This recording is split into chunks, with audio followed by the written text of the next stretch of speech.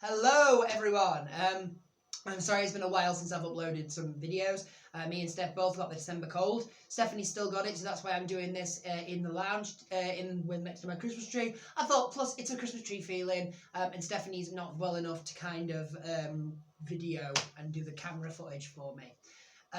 So this is my review on Wakanda Forever.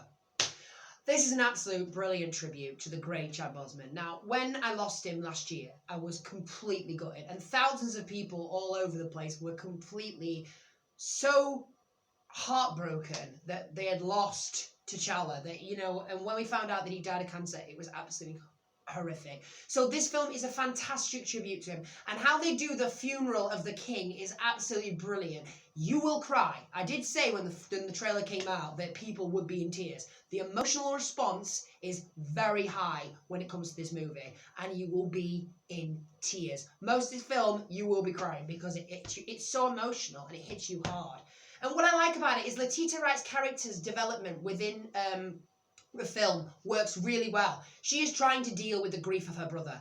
It's basically what happens to Shuri when she loses her brother, when she loses the king, when she loses T'Challa, and you know, it's her dealing with the grief. It's her thinking maybe she could have done something. She blames herself. She's like, I should have done more.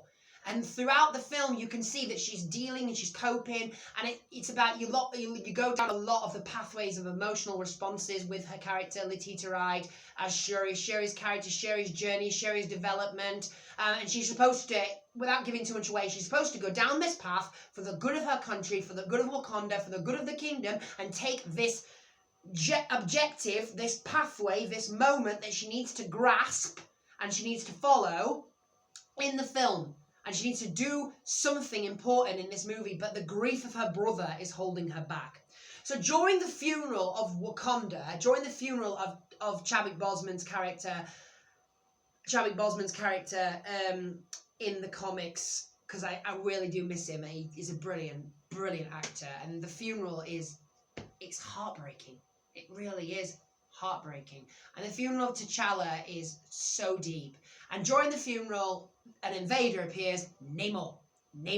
And he is supposed to be, he's saying basically he needs Wakanda's help to go after, because in the story, these people have, basically the government have done something that's affected his city, his country, Talachan, if I'm pronouncing that wrong, you can tell me in the comments below, if I got that wrong. Talachan, which is supposed to be, it's like Wakanda, but it's underwater. It used to be called Atlantis, but they've stopped calling it. They've changed the name in it. So it's the same kind of concept from the comics. It does stick rarely to the comics and the Wakanda Forever film, but it's called Talachan now, not Atlantis. And within the film, it's basically about her trying to see if she can trust Namor, and if Namor is a problem. And in the trailer, you can see he is a problem, and they're trying to save Wakanda from this man who believes that this is the direction that he needs to find the person responsible for basically attacking his city when they were trying to attack Wakanda. And that is where we bring in RIRI WILLIAMs. And this does bring in, and as you guys know from all the other series, you can see the link where Kevin Feige is introducing the young Avengers. In WandaVision, we had Wanda's children. In Captain America and the Falcon and the Winter Soldier, we had young Captain Black America. We had Black young Captain America. In the Loki series, we had Kid Loki. We have Miss Marvel in the Miss Marvel series, and now we have Ironheart, which I'm really excited for, played by the absolute brilliant Demick Thorne, who is hilarious. And Riri is a student at MIT, and she's suddenly found by the Wakandans who say that they need to protect her. And in the film, she's involved a lot in this great war between Namor's people, the Talakans, and the Wakanda. It's got a great war fight scene in it. And that's all I can tell you, because the trailer does not give much away. There's so much more to this than you know. You also learn a lot more about Namor's backstory. And I liked it how they used a Mexican cultured actor to play Namor. It's different and it's brilliant and it works. This film is spectacular. It goes down many different pathways. It's Wakanda grieving, and they're trying to see if Namor has interrupted their ceremony, this precious moment, to ask for the help. And she's not sure if she needs to trust him. And Namor has like a backstory with him, and Teknok, if I'm pronouncing this wrong, let me know. It's Teknok Hereta Mexican actor. He's absolutely Portuguese actor, and he's absolutely brilliant. I love the fire that he has of Namor, the determination. He's very leaderish, and in the comics he's a very anti-hero in the comics, and he is this as well. There's no point saying, is this guy going to be a good guy? We've seen from the trailers, he's not a good guy. He's an overpowering leader who will do what he wants to protect his people, and no one will stand in his way. And I liked how they introduced that to Namor. What's also clever about this is we finally understand where this MCU pathway is going. And, you know, the links from Falcon and the Winter Soldier, Miss Marvel, Loki,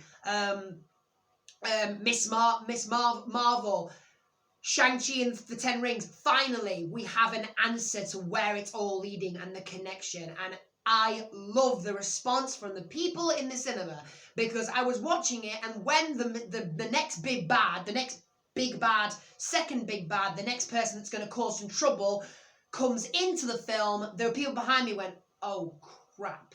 Like, they realised what it meant, and you will see the link. The moment it happens, you will know what is going on. People have already started making theories all over the place of what's to happen next. And this is the new storyline they've introduced now, and Wakanda Forever links into that. Also honouring Chadwick Boseman's memory. And it's absolutely brilliant. The special effects are fantastic. The storyline is incredible. It's about moving on and dealing with your grief, as I said before. And Shuri is not sure if she wants to make this direction. She's supposed to step up for her country, but the grief and demise of her brother is holding her back. And it's spectacular the way they demonstrate that within the script and the direction. It is fantastic. Let's start about the cast. Of course, Letitia Wright as Shuri is fantastic. We see a different side to the princess this time, because she's dealing with grief. She doesn't know how to move on. Last time she was jokey, she was energetic. She's completely changed now because the grief of her brother has changed her.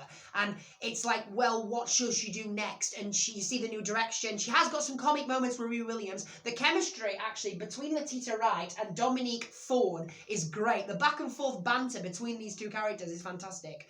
Absolutely brilliant. You see her kind of trying to realise what to do next and what's the good for her country. And also, the thing that she studied, she starts to see how her technology can be used against other people. That her technology that she believed in can be used as a weapon against innocent people. And how they do that. You've also got Winston Duke as M'Baku, different M'Baku again. His character development is fantastic. He is not the same man since Endgame. He is a leader. He's trying to do the best for Wakanda. He thinks that, you know, he knows what he wants to do, and he wants to help the princess. He wants to help Shuri in saving Wakanda and moving on to the new generation. Again, I'm really trying here. I cannot give anything away. If you want to find out where this is leading, what the actual story is, please go watch this. Get this on. If you can go see the cinema, if it's still in, go see the cinema. If you want to watch it on Disney Plus, please watch it on Disney Plus, because it is fantastic. It is brilliant. And M'Baku knows very much about Namor because he calls him Lakuku Clan, which basically means water god. And it's like a god of water that Namor believes in. So M'Baku is very familiar with this character. So when he's telling the Wakandans, he's like, oh, you should be afraid. This man is a threat to us. And it's very clever how he is trying to help Wakanda, especially when they're attacked. And I can't say that's not a spoiler, because, come on, you've seen the trailer. They give it away in the posters. You know what's going to happen. They are attacked by Namor's people. So it is brilliant how he takes on that leadership. M'Baku is fantastic in this. And there's actually another direction and pathway to what you think is going to happen next, because he is related to what happens in this story as well. That's all I can give you on that one as well. You've also got Dominique Thorne as RIRI Williams, the Ironheart and leader of the New Avengers, if that's the direction they're going in. She is fantastic. She's brilliant. I want to see more of her. I can't wait for the Ironheart series. She has got energetic energy to her character. She's very chill. She's very down to earth. She's very funny. She has comedic timings to her. She's a retro teenager, and she's far more intelligent than her age suggests. And it's brilliant what she can create. She's not the new Iron Man. People keep thinking, is this going to be the new Iron Man? No, she's a completely different Iron Man. This is not her replacing Tony Stark. This is her her version of an Iron Man type character, and she's brilliant. She's got a sort of twist to it as well. She's connected very much in with what's happening, and I will say this as well, but I can't tell you why. Martin Freeman, Colonel Ross, is in this as well, but I can't tell you why. That's all I'm going to say on that. So overall, it's beautiful, it's moving, there's a lot of great cinematography in it, there's a great action scenes, the script is fabulous, direction is amazing, there's so much culture in this film that works within the script. Culture of Wakanda, more versions, more culture of Wakanda and more places in Wakanda, and also the culture of Namor's people. There is a lot of history, actually, black history in this as well, which is very cleverly placed in the right way that works with the movie. So for all those reasons, I've got to give Black Panther Wakanda Forever 5 stars. So Black Panther Wakanda Forever, if you have not seen this yet, please, I beg of you, this is amazing. This is just as good as Multiverse of Madness. It's spectacular. You have to go watch this. It is fantastic. Please let me know what you think of this film in the comment section below. If you like this video, click the thumbs up button just below the video. And if you want to see any more movie reviews, then subscribe to Movie Madness for more. Happy Christmas, have a good one, and I will see you in a minute in my next movie review of Matilda.